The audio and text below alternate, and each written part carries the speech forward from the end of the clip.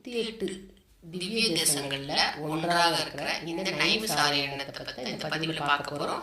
இது நாங்கள் இது நைமிசாரண்யத்துக்கு டூர் போயிருந்தோம். அப்போ உங்களுக்கு எடுத்து வீடியோ ஃபுல்லாக நான் காட்டுறேன். முதல் நைமிசாரண்யம் என்ன, அது எங்கே இருக்குது, அது பெருமையெல்லாம் தெரிஞ்சுக்கிட்டு போது நம்ம ஒரு இன்ட்ரடக்ஷன் கொடுக்குறேன். அதுக்கப்புறம் நம்ம சுற்றி பார்க்கும்போது உங்களுக்கு அது புரிஞ்சுக்கிறதுக்கு ஈஸியாக இருக்கும். வாங்க இப்போ நம்ம இதனுடைய பெருமையை பார்ப்போம். லக்னோவிலிருந்து 80 கிலோமீட்டர் தொலைவில் இந்த நைமிசாரண்யம் இடம் அமைந்துள்ளது.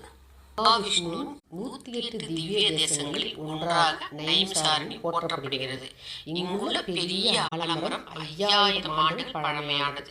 முற்காலத்தில் முனிவர்களும் யோகிகளும் வடநாட்டில் உள்ள நைமிசாரண்யம் என்ற இடத்தில் தவம் செய்ததாக புராணங்கள் தெரிவிக்கின்றன. உத்தரப்பிரதேச மாநிலத்தில் உள்ள நைமிசாரண்யம் 16 கிலோமீட்டர் தூரம் அடர்ந்து விரிந்து கிடக்கும் காட்டுப்பகுதியாகும். இங்கு வன வழியில் இறைவன் பக்தர்களுக்கு அருள்